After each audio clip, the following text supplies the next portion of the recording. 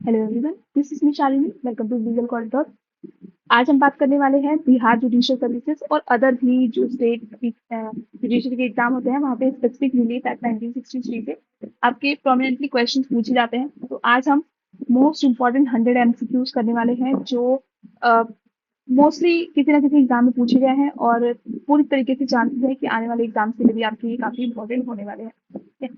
तो हम यहाँ पे 100 एमसीक्यूज को देखने वाले हैं। बिल्कुल भी मिस मत करिएगा, ये आपके लास्ट 2 मिनट रिवीजन के लिए बहुत ही हेल्पफुल होने वाले हैं।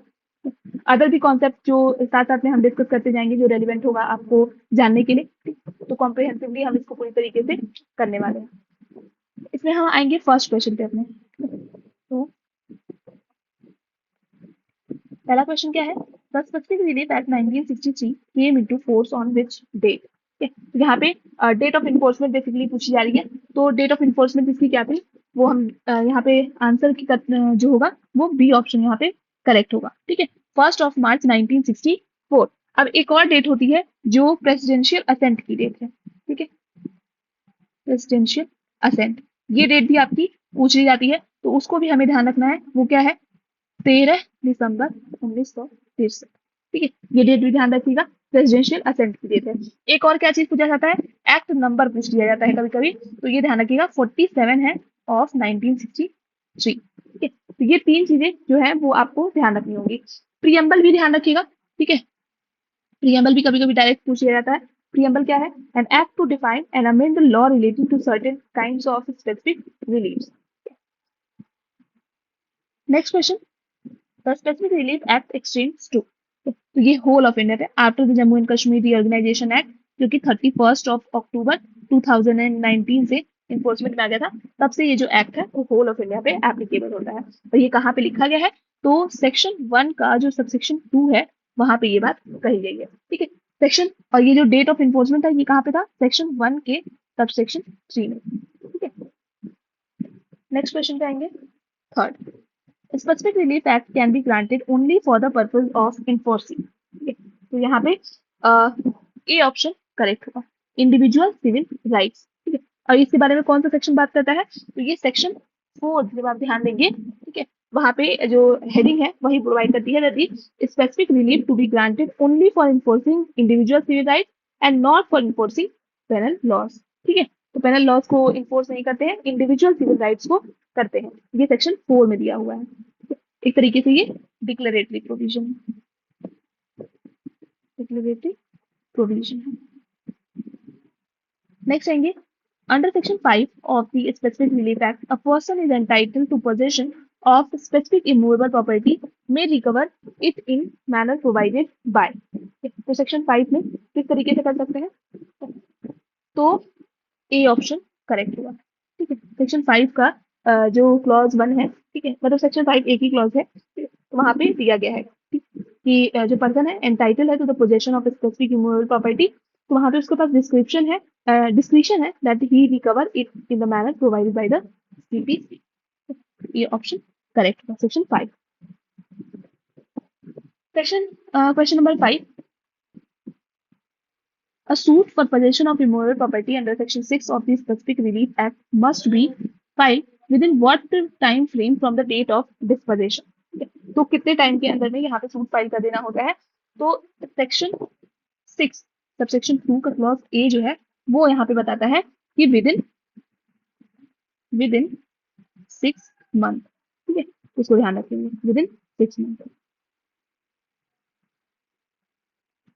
और उसमें भी वो भी दिया हुआ है कि गवर्नमेंट के अगेंस्ट में सूट फाइल नहीं हो सकता है। ठीक है, गवर्नमेंट के अगेंस्ट में और ये 6 महीने, ये दोनों ध्यान रखें। Can a suit under section 6 of the specific relief be brought against government? देखिए अब यहाँ पे आ ही गया। ठीक है, तो ये कहाँ पे दिया हुआ है?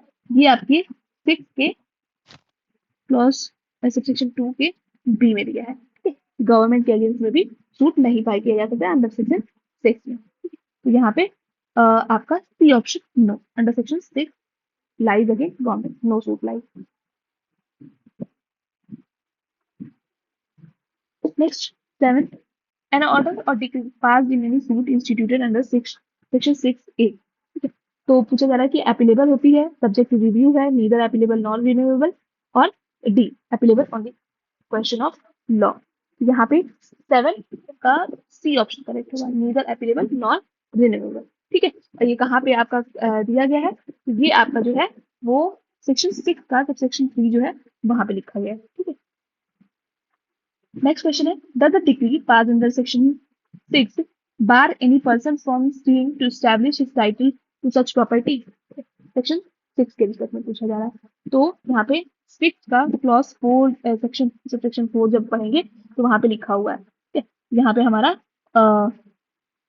बी ऑप्शन जो होगा करेक्ट होगा, नो। सेक्शन 6 का section 4 expressly preserve right and suit. आते हैं नेक्स्ट क्वेश्चन। नेक्स्ट क्या दिया है, recovery of specific movable property is governed by which section of the specific relief act 1963? तो 9 के लिए करेक्ट आंसर होगा 7। तो एक चीज ध्यान रखिएगा कि 5 और 6 जो है वो इमूवेबल प्रॉपर्टी के बारे में बात करते हैं। ठीक है, और 7 और 8 जो है वो आपका मूवेबल प्रॉपर्टी। तो यहाँ पे मूवेबल स्पेसिफिक मूवेबल प्रॉपर्टी के बारे में बात करेंगे, यहाँ पे सेक्शन 7 आएगा, रिकवरी के बारे में बात करेंगे। हेडिंग सबकी याद रखिएगा, हेडिंग इंपॉर्टेंट है। नेक्स्ट आते हैं, under section 8 liability of a person in possession not as owner to deliver to person entitle to immediate possession applies when, कब अप्लाई होती है? तो इसका जो करेक्ट आंसर होगा, the property is held as an agent or trustee, compensation in money would not afford adequate relief, and determination of actual damage is extremely difficult. तो इन तीनों ही situation में होता है। ये कहाँ पे दिया हुआ है, सेक्शन 8। सेक्शन 8 में दिया हुआ है, वहां पे 4 सिचुएशन है, यहाँ पे 3 ही दिया हुआ है, तो तीनों यहाँ पे सही है। The Specific Relief Amendment Act 2018 transformed specific performance from a discretionary remedy into a, ठीक है, तो डिस्क्रिशनरी से अब ये क्या हो गया है, ये मैंडेटरी हो चुका है। तो 2018 में अमेंडमेंट की गई थी। तो यहाँ पे ध्यान रखिएगा कि सेक्शन 20 और भी बहुत सारे सेक्शन है जिसमें अब जो है उसको मैंडेटरी कर दिया गया है। सेक्शन 10 ध्यान रखिएगा, 10, 20 इसमें सब्स्टिट्यूटरी सर्विस वगैरह को ऐड कर दिया गया है 20A।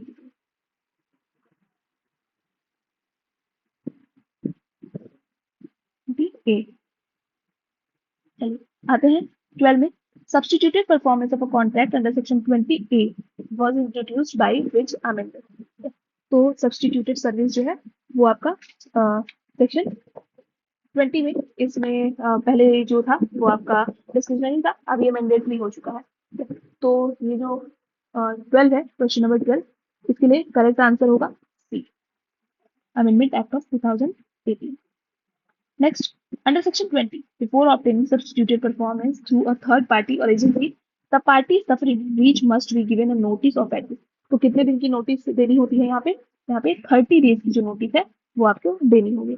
जब आप सेक्शन 20 पढ़ेंगे तो वहाँ पे जो सेकेंड क्लॉज दिया हुआ है सब सेक्शन 20 का सेक्शन 2 है, तो वहाँ पे 30 डेज की बात की गई है। Under Section 20A, infrastructure project contracts are protected from injunctions. This provision was inserted. तो ये कब इंसर्ट किया गया था? तो ये हुआ था आपका 2018 की अमेंडमेंट से, ध्यान रखिएगा। और यहाँ पे 20A में ये दिया हुआ है, ठीक है, और स्केड्यूल भी इसके साथ साथ पढ़ना है। Next 15 number question, under section 20B, which is empowered to design, designate special codes for infrastructure project contract. तो 20B में कौन किया गया है? तो बी ऑप्शन करेक्ट है। State government in consultation with the chief justice of high court empowered करेंगे to designate special courts for infrastructure project contracts. ध्यान रखिए, सब इंपॉर्टेंट क्वेश्चन है और सब पूछे जा चुके हैं, तो पूरी तरीके से जानते हैं कि यही क्वेश्चन पूछे जाएंगे। Under Section 20C, a suit filed under the Specific Relief Act shall be disposed of by the courts within the period of, कितने पीरियड में हो जाना चाहिए? 20C के अकॉर्डिंग, तो 12 मंथ। यहाँ पे ध्यान रखिएगा, 20C में है 12 मंथ। अब यहाँ पे ये आपके 6 महीने और एक्सटेंड हो सकते हैं, ठीक है, और ये ओवरऑल पीरियड जो होता है वो आपका 18 मंथ का हो जाता है। Next, under Section 14 of the Specific Relief Act, post 2018 amendment, which of the following contract cannot be specifically enforced? कौन से कॉन्ट्रैक्ट हैं जो स्पेसिफिकली इन्फोर्स्ड नहीं किए जा सकते हैं? तो 17 का जो करेक्ट आंसर होगा, contract where party has obtain substituted performance, सही है। Contract continuous duty which are can not be supervise, ये भी सही है। Contract dependent on personal qualification of the party, तो ये भी सही है, डी ऑप्शन करेक्ट होगा, ठीक है। और ये हेडिंग भी ध्यान रखिएगा कि कहाँ पे स्पेसिफिक परफॉर्मेंस नहीं दी जा सकती है, ये डायरेक्ट सेक्शन 14 और सिचुएशंस भी ध्यान रखनी है, ये होगा, ठीक है। आएंगे नेक्स्ट क्वेश्चन पे 18, a contract which is in its nature determinable, ठीक है। तो 18 के लिए यहाँ पे अगर जिसका नेचर जो है वो डिटरमिनेबल है तो फिर क्या होगा, तो 18 का बी होगा, can not be specifically enforced. और ये कहाँ पे दिया है, ये सेक्शन 14 का सबसेक्शन डी जो है वो बात करता है। Next, personal bars to relieve in a suit for specific performance are contained in which section, ये कहाँ पे दिया है, तो इसका होगा सेक्शन 60, ठीक है, सेक्शन 60। सेक्शन 14 क्या बात करता है, सेक्शन 14 बात करता है कि कॉन्ट्रैक्ट कौन से स्पेसिफिकली नॉट स्पेसिफिकली इन्फोर्स्ड, ठीक है, कौन से हैं जिनको स्पेसिफिकली इन्फोर्स नहीं कराया जा सकता है। तो यहाँ पे 4 सिचुएशंस दी गई हैं, ठीक है। 15 में फिर आपका 14 में एक ए भी ऐड कर दिया गया है 2018 के अमेंडमेंट से, power of court to engage experts, ठीक है। 15 किसके बारे में बात करता है कि कौन स्पेसिफिक परफॉर्मेंस में ऑब्टेन स्पेसिफिक परफॉर्मेंस, ठीक है। और 17 क्या बात करता है, 17 आपका दिया हुआ है कॉन्ट्रैक्ट टू सेल और let property by one who has no title, ठीक है, तो नो टाइटल। अभी आगे इससे रिलेटेड क्वेश्चन और हम देखेंगे, तो इस क्वेश्चन के रिगार्डिंग पर्सनल बार टू डिलीव जो है वो सेक्शन 16 है। Next, the requirement of averring and proving readiness and willingness under section 16C applies to, किससे अप्लाई होता है, सेक्शन क्वेश्चन नंबर 20 का आंसर करिए, the plaintiff seeking specific performance, ठीक है, डी ऑप्शन करेक्ट है। ये कहाँ पे है, यहाँ पे ध्यान रखिए, पेंसिल का कलर थोड़ा सा चेंज कर लेते हैं।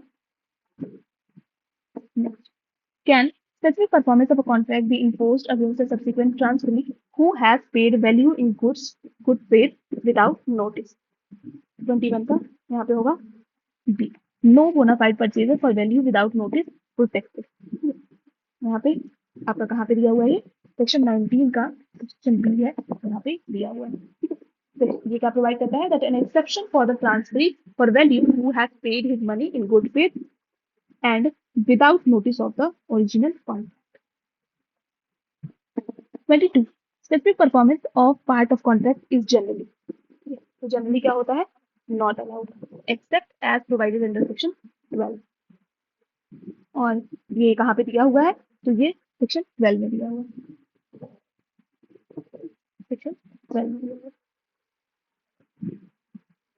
Next 26, under section 12 clause 2, if the unperformed part of a contract bears only a small proportion to the whole in value and admits of compensation in money, तो फिर वहां पे क्या होगा, 23 का करेक्ट होगा B, the court may direct कर सकती है specific performance of so much of so can be perform and award the compensation for the rest, ये कहाँ पे दिया है, 12 के क्लॉज 2 में दिया हुआ है। नेक्स्ट पे आएंगे, under section 12 subsection 3 where the unperform part forms a considerable part, वहां पे क्वेश्चन था, यहाँ पे कंसीडरेबल पार्ट है और can not B compensated in money, the purchaser can get specific performance of the remaining part if he, तो इसमें क्या होगा, ए ऑप्शन करेक्ट होगा, पे करना होगा फुल एग्रीड कंसिडरेशन और and relinquish all the claims to further performance and compensation. तो 12 का जो तीनों क्लॉज है ना वो सबके सब इंपॉर्टेंट है, सबको अच्छे से देखिएगा। Next question, rectification of instrument is provided under which section of the specific relief act, तो ये कहाँ पे दिया हुआ है, rectification of instrument ये दिया है आपका सेक्शन 26, ठीक है, सेक्शन 26 बहुत ध्यान से करना है, बहुत इंपॉर्टेंट है, ठीक, रेक्टिफिकेशन। और फिर आपका 27 जो है वो आपका रिसेशन, ठीक है, रिसेशन बताता है, सेक्शन 28 में फिर रिसेशन से ही रिलेटेड है, ठीक है, ऑफ सर्टेन केसेस। उसके बाद आपका 20 यहाँ पे 31 दिया हुआ है, तो 31 में कैंसिलेशन आता है, कैंसिलेशन, यहाँ पे क्या पूछे, रेक्टिफिकेशन, तो ये आएगा 26 में, ठीक है। तो रेक्टिफिकेशन की वो भी ध्यान रखनी है, सिचुएशंस भी कौन कौन सी है, तो ये भी ध्यान रखना है, और रिलेटेड चैप्टर भी ध्यान रखिएगा कि चैप्टर जो है वो आगे 26 grounds for rectification of instrument under section 26 are. ठीक है, उसमें मैंने बोला ना कि अभी आपको ग्राउंड भी याद होने चाहिए, क्योंकि अगर ग्राउंड नहीं याद होंगे तो आपका गलत हो जाएगा। तो अगर फ्रॉड या म्यूचुअल मिस्टेक है पार्टीज की, तो फिर वहां पे रेक्टिफिकेशन के लिए लगाया जा सकता है। ठीक है, स्पेसिफिक परफॉर्मेंस जो रेक्टिफिकेशन की है वो ली जा सकती है। ध्यान रखिएगा, फ्रॉड और म्यूचुअल मिस्टेक, ये आपका 26 का सेक्शन बन गया। Next 27 registration of a contract may be adjust by court under which section. तो रेजिस्ट्रेशन कौन से में दिया है? ये दिया है सेक्शन 27। ठीक है, रेजिस्ट्रेशन यहाँ पे तो है कि कब रेजिस्ट्रेशन को एडजस्ट किया जा सकता है या रिफ्यूज किया जा सकता है। 26 में हमने देख ही लिया था, रेक्टिफिकेशन था, 31 में कैंसिलेशन था, और 34 जो है वो डिक्लेरेशन के बारे में बात करता है। ठीक है, उसके बाद आते हैं 28 पे। Under section 27 registration of a written contract may be refused by court when. कब किया जा सकता है? तो 28 के लिए करेक्ट आंसर होगा the plaintiff has expressly or impliedly ratified the contract and the third party has acquired right in good faith for value। D option यहाँ पे करेक्ट होगा, बोथ बी एंड सी। ठीक है, 27 ध्यान रखिएगा। तो बेसिकली 27 का जो सबसेक्शन 2 है उसमें ये सिचुएशन दी हुई है। 29 Section 28 of the Specific Relief Act deals with the rescission of contract for sale or lease of immovable property after a decree for specific performance when। 29 का तो यहाँ पे करेक्ट आंसर कौन सा होगा? 29 का B. When the purchaser fails to pay purchase money ordered by the court within the allowed time। 28 ध्यान रखिएगा, यहाँ पे दिया हुआ है। नेक्स्ट आएंगे 30 number question, cancellation of instrument is govern by which section. तो सबसे पहले तो इसका चैप्टर हमें ध्यान रखना है। तो चैप्टर 5 भी डायरेक्ट कभी कभी पूछ लिया जाता है। चैप्टर 5 में कैंसिलेशन के बारे में दिया है। ठीक है, तो इसमें 3 सेक्शन है, 31, 31, 32 और 30। ठीक है, 31 कैंसिलेशन के बारे में बात करता है। फिर 32 जो है वो पार्शियली कैंसिलेशन के बारे में बात करता है। और 33 में रीस्टोर और कॉम्पनसेशन वॉइड और वॉइडेबल के सर्कमस्टांस के बारे में बात करता है। ठीक है, next 31 question, any person against whom a retained instrument is void or voidable and who has reasonable apprehension that such instrument, if left outstanding, may cause him serious injury, may sue under। तो 31 का correct answer जो होगा वो होगा आपका B, 31। आते हैं next पे, एक बार सेक्शन रिवाइज कर लेते हैं। तो 27 रजिस्ट्रेशन, ठीक है, उसके बाद 34 जो है वो डिक्लेरेशन है। 38 क्या बात करता है? तो 38 में आपका दिया हुआ है परपीचुअल इंजंक्शन कब ग्रांट किया जाएगा। ठीक है, तो परपीचुअल इंजंक्शन साथ अपने सारे सेक्शन को रख जाएंगे क्योंकि याद हो जाएगा। आते हैं नेक्स्ट क्वेश्चन पे, 32 if a registered instrument is cancelled by the court under section 31 the court shall send a copy of decree, it's decree 2। किसको करेगी? 32 का करेक्ट आंसर जो होगा वो होगा the officer in whose office the instrument has been so registered। ठीक है, 32 का ये कहाँ पे दिया है? 31 के सबसेक्शन 2। इसको ध्यान से पढ़ लीजिएगा और मार्क भी कर लीजिएगा। Partially cancellation of instrument is permitted under which section. ठीक है, तो अभी हमने जब रिवाइज किया था तो देखा था, तो कहाँ पे दिया हुआ है? 33 का यहाँ पे बी। ठीक है, 31, 32 और 33 ये कैंसिलेशन से डील करता है। तो 31 तो कैंसिलेशन की ग्राउंड्स बताता है, 32 में पार्शियली कैंसिल के बारे में बात करता है और अवॉइडेबल और वॉइड सर्कमस्टांसेस के 33 बात करता है। ठीक है, तो ये ध्यान रखिएगा। अब एक बार वापस से सेक्शन को रिवाइज कर लेते हैं। तो सेक्शन 30 जो है वो इक्विटी के बारे में बात करता है, रेजिस्ट्रेशन के केस में इक्विटी के है। और फिर 33 जो बात करता है वो अभी हमने देख ही लिया था। ठीक है, इन कैंसिलेशन से रिलेटेड है। 35 effect of declaration, effect of 34 में डिक्लेरेशन दिया है और 35 में effect of declaration. 34 under section 33 on adjudging the cancellation of instrument the court may require the party to whom relief is granted to। तो यहाँ पे 34 का करेक्ट आंसर जो होगा वो होगा B, restore benefits received and make compensation to the other party। 35 declaratory decrees are governed by which section of the SRA। तो declaratory degree कहाँ पे गवर्न होती है? तो 35 का करेक्ट आंसर जो होगा वो होगा आपका सेक्शन 34। ठीक है। 31 कैंसिलेशन। ठीक है। 35 इफेक्ट ऑफ डिक्लेरेशन बात करता है। ठीक है। और 36 किसके बारे में बात करता है? 36 आपका दिया हुआ है टेम्पोररी और परपीचुअल, temporary and परपीचुअल injunction. Next 36, what is the effect of the proviso to section 34 regarding declaratory suit? ठीक है। तो 36 का आपका करेक्ट आंसर होगा ए। No court shall take a declaration where the plaintiff being able to seek further relief than a mere declaration omits to do so। ठीक है। तो यहाँ पे प्रोवाइजो में ये बात बोली गई है। Next 37, a declaration made under chapter 6 section 34 is binding, किसके ऊपर बाइंडिंग होती है? तो 37 का जो करेक्ट आंसर होगा वो होगा B, only on the parties to the suit, persons claiming through them and trustees, section 35 में ये बात बोली गई है। ठीक है। आएंगे नेक्स्ट क्वेश्चन पे। 38, preventive relief is granted under the specific relief act by way of, तो किस तरीके से ग्रांट की जाती है? तो 38 का जो करेक्ट आंसर होगा वो होगा बी। ठीक है। इंजंक्शन वो टेम्पोररी भी हो सकता है और परपीचुअल भी दिया जा सकता है। Temporary injunction are regulated by, तो टेम्पोररी इंजंक्शन जो है वो किसके द्वारा रेगुलेट होते हैं? तो सीपीसी। ठीक है। आपने जो ऑर्डर है, ऑर्डर 39 पढ़ा होगा। ठीक है। उसमें टेम्पोररी इंजंक्शन के बारे में बात की गई है, तो उसके बारे में। ठीक है। परपीचुअल इंजंक्शन जो होता है और मैंडेटरी इंजंक्शन जो है वो यहाँ पे एसआरए में दिया जाता है। Next 40 number question, परपीचुअल injunction can only be granted by, तो परपीचुअल इंजंक्शन जो है वो कौन ग्रांट कर सकता है? तो a decree made at the hearing or upon the merits of the suit, और ये कहाँ दिया है? ये एसआरए के सेक्शन 37 सबसेक्शन 2 में दिया है। 41, under section 38 subsection 3, perpetual injunction may be granted where the defendant invades or threatens to invade the plaintiff's right to property when। ठीक है। तो 41 का करेक्ट आंसर होगा defendant is trustee of the property for the plaintiff, no standard for ascertaining actual damage exists, and injunction is necessary to prevent the multiplicity of the judicial proceeding। तो D option जो होगा यहाँ पे हमारा correct होगा। ठीक है। और ये कहाँ पे दिया हुआ है?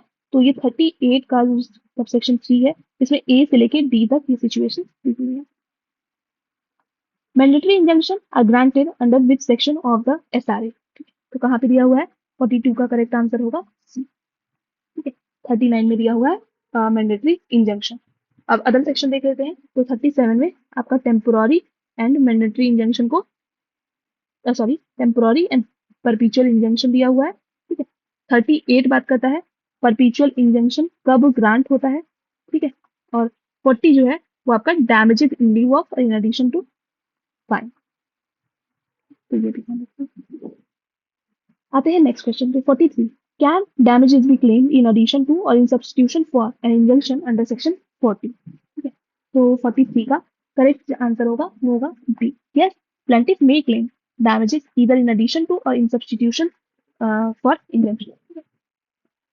Under section 40 subsection 2, no damage shall be awarded under section 40 unless, तो 44 का करेक्ट आंसर होगा A, plaintiff has claimed such damage in his plaint, तो उसको स्पेसिफिकली प्लेंट में करना होगा क्लेम, और अगर नहीं मान लीजिए किया है तो फिर वो अमेंडमेंट के थ्रू भी कर सकते हैं, इसको भी ध्यान।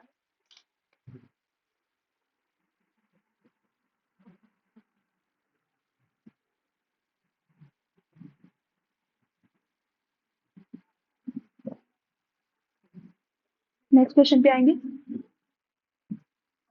When can an injunction not be granted under section 41 of the specific relief act? ठीक है। तो 41 में कब इंजंक्शन ग्रांट नहीं किया जाएगा? तो 45 का करेक्ट आंसर होगा आपका, ऑप्शन पढ़ लेते हैं। To restrain any person from prosecuting a judicial proceeding pending at the institution of suit, ये भी सही है। To restrain any person from applying into any legislative, सही है। To prevent breach of a contract for a performance which would not specifically enforce, सही है। D option यहाँ पे करेक्ट होगा। ठीक है। ये सभी सिचुएशन जो है वहां पे। Next 46 number, under section 41H an injunction cannot be granted when, तो स्पेसिफिकली एच के रिस्पेक्ट में पूछा जा रहा है, तो जब तक आपको एक एक सबसेक्शन नहीं याद होगा तो आप नहीं कर पाएंगे आंसर। यहाँ पे बी होगा, equally efficacious relief can certainly be obtain by any other legal mode of proceeding. 47, section 42 of SRA deals with, तो 42 किससे डील करता है? ये आपका है injunction to perform negative agreement. B option correct होगा। ठीक है। 48. Which section was newly added by 2018 amendment to enable court to engage expert to assist on specific issues? तो 48 का जो करेक्ट आंसर होगा वो होगा 14A। ये आपका इंसर्ट हुआ है 2018 से। Under section 14A, the fees and expenses of an expert appointed by the court shall be borne by. तो कौन बोर्न करता है, कौन बियर करेगा?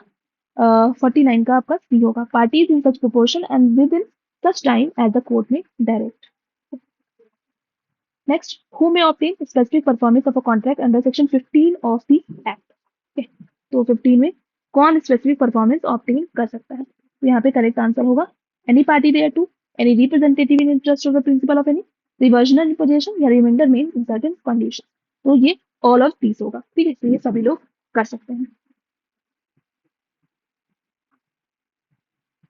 नेक्स्ट 51.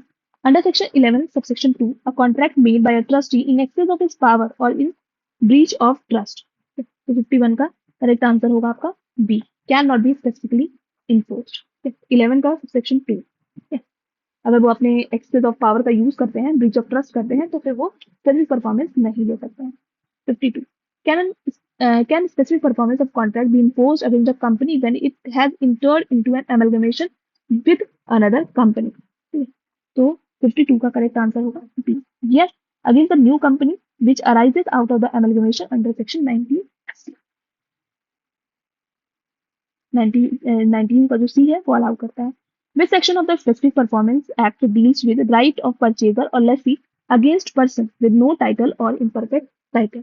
तो 53 का करेक्ट आंसर जो होगा वो होगा ए। ठीक है, section 30।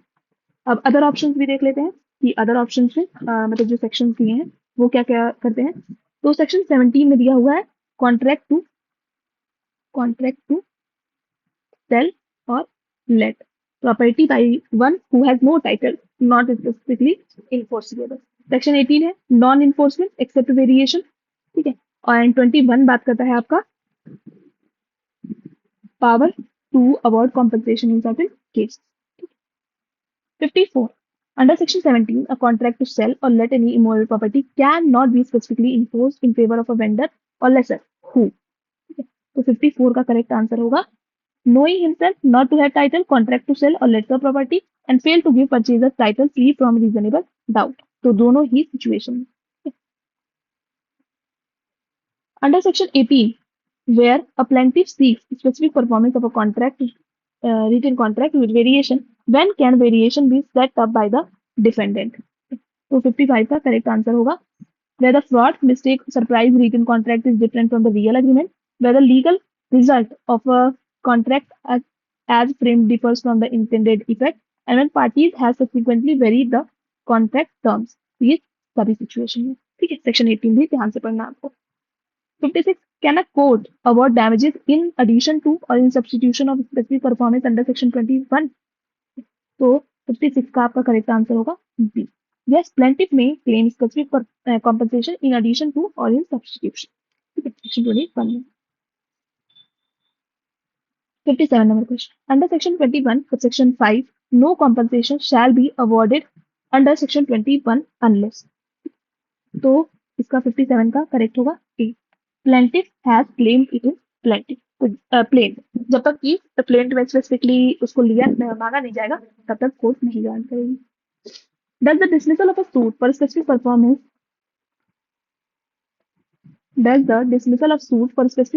bar the plaintiff's right to sue for compensation for breach?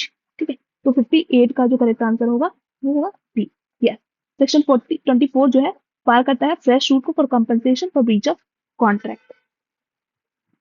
Under section 22, a plaintiff suing for specific performance of a contract for transfer of immovable property may ask for, okay, तो किसके लिए कर सकते हैं यहाँ पे possession, partition and separate possession के लिए and refund of earnest money or deposited pay.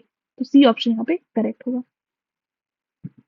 Next, the schedule attached to the specific relief act of 1963 inserted by 2018 contain details regarding, तो किसके बारे में बात करते हैं ये, तो यहाँ पे बी होगा कैटेगरी ऑफ इंफ्रास्ट्रक्चर प्रोजेक्ट्स। और इसमें जो लिस्ट दी हुई है उसको भी एक बार रीड कर लीजिएगा, क्योंकि पिछली बार डीजीएस में वहां से भी क्वेश्चन पूछ लिया गया था। 61 under section 7, a person entitled to possession of a specific movable property may recover it under CPC. Explanation 1 to section 7 states that a trustee may sue for possession of for of movable property for the benefit of। तो 61 का correct answer आपका होगा beneficiary. कौन entitle होता है? Beneficiary. Section 7 ध्यान रखिएगा। 62 का है explanation 2 of section 7 state that a special or temporary right to present possession of movable property is. तो यहाँ पे करेक्ट ऑप्शन जो होगा वो होगा आपका B, sufficient to support a suit under section 7। Under Section 8, the burden of proving that the compensation in money would afford the adequate relief for the loss of the movable property lies on, किसके ऊपर लाई करता है? Section 8 के अंदर में 63 का correct answer होगा defendant in case covered by exclamation. 64 is specific performance of a contract available regarding a contract to build or repair a building। तो 64 का करेक्ट आंसर होगा B, available under section 14 proviso exception if building work is sufficiently precise and plaintiff has substantial interest। Next is 65, what is the nature of remedy of injunction under section 36। okay, तो nature of remedy यहाँ पे section 66 में क्या है? तो ये discretionary है, preventive relief है। ठीक है। 66, an injunction cannot be granted to restrain any person from applying to any legislative body under which clause of the section 41। तो 41 में सारे के सारे आपको क्लॉजेज एकदम अच्छे से ध्यान होने चाहिए। ठीक है। तो 66 का करेक्ट आंसर आपका होगा बी, 41 बी में दिया है। Under section 41B, an injunction cannot be granted to restrain any person from instituting or prosecuting any criminal matter. This rule is based on public policy because क्यों? तो 67 का correct answer आपका होगा B. ठीक है, civil court should not interfere with criminal prosecution and administration of justice. तो B option यहाँ पे करेक्ट होगा। 68 under section 41I, an injunction cannot be granted when the conduct of the plaintiff or his agent has been such as to disentitle him to the assistance of the court. This embodies which equitable maxim। तो 41 के आई के respect में यहाँ पे पूछा जा रहा है, तो कौन सा मैक्सिम होगा? He who comes with the equity must come with clean hand। ठीक है, तो ये ध्यान रखिएगा। और ये आपको सेक्शन 30 में भी ये वाला जो मैक्सिम है वो अप्लाई होता है। Section 9 of the Specific Relief Act provides defense respecting suits for relief based on contract, which states that defendant may plead any defense available under। ठीक है, तो 69 का बी होगा, any law relating to contracts। ठीक है, यहाँ पे ये ध्यान रखिएगा। और एक और चीज ध्यान रखनी है सेक्शन 9 के रिस्पेक्ट में, डिस्कस कर लेते हैं। सेक्शन 9 सॉरी सेक्शन 10 में दिया है। सेक्शन 10 में ना आपको एग्जेम्पशन जो है वो दी हुई है 11 का 2, 40 और 60, ये भी ध्यान रखना है। ये कहाँ पे है? सेक्शन 10 में। आते हैं नेक्स्ट क्वेश्चन पे। Section 70 under section 23 a contract otherwise proper to be specifically enforced may be so enforced though a sum be named in it as an amount to be paid in case of its breach is। 70 का correct answer होगा ए। The sum was named merely by securing performance and not to give option for paying money in lieu। ये कहाँ पे दिया हुआ है? ये 23 के सबसेक्शन 1 में है। A contract made by a limited liability partnership can be specifically enforced against or by। ठीक है, किसके द्वारा और किसके अगेंस्ट में? तो 71 का करेक्ट आंसर आपका होगा B, any new LLP formed by the amalgamation of the original LLP। कहाँ पे दिया है? ये दोनों सेक्शन ध्यान रखिएगा। Next, is a decree for specific performance of a contract automatically self executing। तो जो है सेल्फ ऑटोमेटिकली नहीं होती है। No, the suit remains pending even after decree and the court retains control. ये कहाँ पे दिया है? सेक्शन 28 में दिया हुआ है। Under section 30 or adjudging the rescission of the contract, the court may require the party to whom such relief is granted to। ठीक है, तो किस चीज की रिक्वायरमेंट होती है? Make a compensation to the other which justice may require. ठीक है, 30 ध्यान रखिए। In a suit under section 34 for declaration of a title to land, plaintiff is out of the possession and defendant is in actual possession। Plaintiff claims only declaration of title without claiming possession। यहाँ पे क्या होगा suit का? 74 का correct answer होगा B, barred by the proviso to section 34. Does section 34 creates a new cause of action or right? 75 का correct answer होगा B. No, it provides a procedural remedy to affirm pre existing right और status. कि कोई भी new cause of action जो है वो create नहीं करता है, ना तो कोई न्यू राइट क्रिएट करता है. Next, which section of the specific relief act saves the right of third party under the Indian Registration Act? तो 76 का करेक्ट आंसर जो होगा वो होगा सेक्शन 3. यहाँ पे रजिस्ट्रेशन एक्ट के पावर को सेव किया गया है. Under section 6, can a tenant unlawfully dispossessed by his landlord maintain a suit for possession against the landlord? 77. तो यहाँ पे करेक्ट आंसर होगा B. Yes, even a landlord can not dispossess a tenant without due process of law. A suit under section 6 is maintainable only if dispossession is. तो कब हो सकता है? Otherwise than in the due course of law without consent. Next, which is not an essential requirement for a suit under section 6? इसका correct answer होगा C. Plaintiff must prove his title. Plaintiff को proof title prove करने की जरूरत नहीं है. ठीक है, बाकी ये सारी सिचुएशन एग्जिस्ट करती हैं. 18 number question, can a specific performance be enforced of a contract to enter into a partnership? तो 80 के रिस्पेक्ट में क्या सही होगा? इसका होगा B. No, generally partnership contract are personal, determinable, and court cannot enforce specific performance. 81. Where a contract is made by a company which is ultra-vires, its memorandum of association, can it be specifically imposed? तो यहाँ पे B होगा. No. An ultra-vires agreement is void ab initio and cannot be enforced. Next question है, under section 20 subsection 2, if a party suffering breach gets substituted performance through third party, can he still claim specific performance against the defaulting party? ठीक है, तो 82 का correct answer जो होगा वो B होगा. No, after obtaining substituted performance he can not claim specific performance. और कहाँ दिया है? 16 के ए में दिया है. 83 number question, can a party who has obtained substituted performance under section 20 recover compensation for breach from the defaulting party? Okay, तो 83 का बी होगा. यस, सेक्शन 20 सबसेक्शन 2 बोलता है अलाउ करता है ये recovery of expenses and cost incurred from the defaulting party.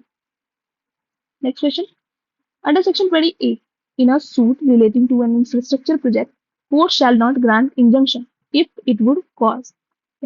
कब नहीं कर सकते हैं? तो 84 का होगा B. impediment or delay in progress or completion of such infrastructure project. Maximum extension of time permitted beyond 12 months for disposing of a suit under section 20C is कितना है? 25 का बी होगा. ठीक है, 6 months in aggregate. 86 number question, under section 26, who can institute a suit for rectification of an instrument? So 86 का either party or his representative in interest, plaintiff in his suit, defendant in his defense, all of these. Okay. Can relief of rectification under section 26 be granted if not specifically claimed in the pleading? Okay. So 87 का correct होगा B. No relief of rectification shall be granted unless specifically claim. ये कहाँ पे दिया है? Section 26 के subsection 4 में. तो जब तक स्पेसिफिकली क्लेम नहीं किया जाएगा तब तक नहीं मिलेगा. Under section 29, a plaintiff suing for specific performance of a written contract may pray in alternative that. यहाँ पे क्या होगा? B option correct. The contract be signed and delivered to be cancelled. Next, when an instrument is voidable, the period of limitation for filing a suit for cancellation under section 31 under the Limitation Act is कितना होगा? तो 89 का होगा B. 3 years from when facts entitling plaintiff to have instrument cancelled first become known. Next है, an injunction under section 41E cannot be granted to prevent the breach of contract, the performance of which, यहाँ पे correct होगा B, would not be specifically enforced. ध्यान रखिएगा 41E में. Under 41F, an injunction cannot be granted to prevent on the ground of nuisance an act of which is not reasonably clear that it will be. तो ये होगा आपका A, nuisance.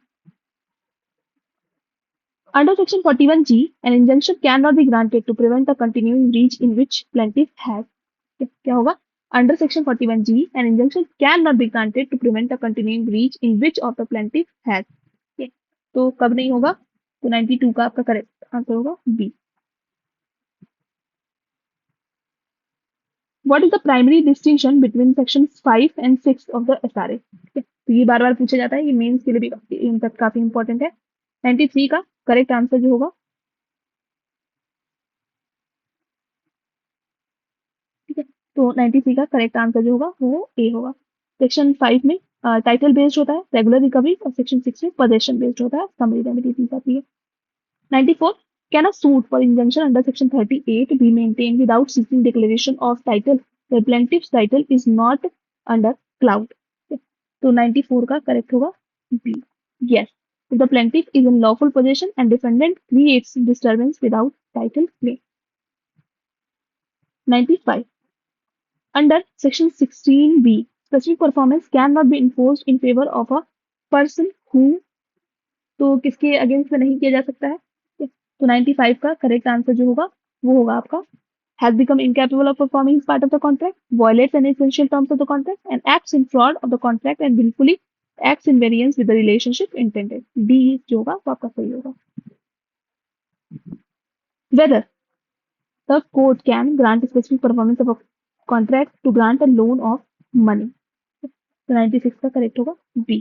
No court will not enforce specific performance of a contract to lend or borrow money. ठीक है, तो ध्यान रखना, ये पूछा जा सकता है. In a suit for specific performance, if the court refuses specific performance, can it be refunded of earnest money? 97 का A है. Yes, provided plaintiff has claimed it in plain. कहाँ पे दिया है? 22 का subsection 2. Section 25 of the Specific Relief Act applies the provisions of Chapter 2 Specific Performance 2. किन पे लगता है? तो 98 का A. Award to which Arbitration Act applies and directions in a will to execute a settlement. Next, which section provides that a court may grant mandatory injunction to compel performance of certain requisite acts to prevent breach of obligation? ठीक है, तो इसका क्या होगा? 99 का ये होगा section 39. कहाँ पे दिया हुआ है? सेक्शन 39 में. नेक्स्ट लास्ट क्वेश्चन है आज का. Section under section 41J, an injunction cannot be granted when the plaintiff has no dash interest in the matter. तो पर्सनल इंटरेस्ट नहीं होगा यहाँ पे. सो दिस वाज 100 क्वेश्चन जो कि आपके मोस्ट प्रोबेबल है. अभी तक आपने जब देखा होगा तो खुद आप वो कर सकते हैं कि इससे बाहर कुछ भी नहीं आने वाला है. जो बचे जो रिलेवेंट केसेस हैं इनसे रिलेटेड उनको हम सेपरेट वीडियो में देखने वाले हैं, क्योंकि वहां पे सिर्फ केसेस होंगे, तो वहां पे हम देखेंगे. यहाँ पे सिर्फ हमने कॉन्सेप्चुअल क्लैरिटी और सेक्शंस के साथ डिस्कस किया है. आई होप कि आपको ये सेशन अच्छा लगा होगा और ये आपके लिए काफी यूजफुल भी होगा. नेक्स्ट सेशन में हम अनदर सब्जेक्ट को डिस्कस करने वाले हैं, और भी सब्जेक्ट्स ऑलरेडी डिस्कस हो चुके हैं. तो बिहार जुडिशरी या दिल्ली जुडिशरी या अदर जुडिशियल सर्विसेज के लिए जहां पे भी ये आपके सिलेबस में है आप कंसीडर कर सकते हैं. So this was all for today. Next video में मिलते हैं अनदर टॉपिक के साथ. तब तक के लिए keep learning, keep shining, all the best. Thank you.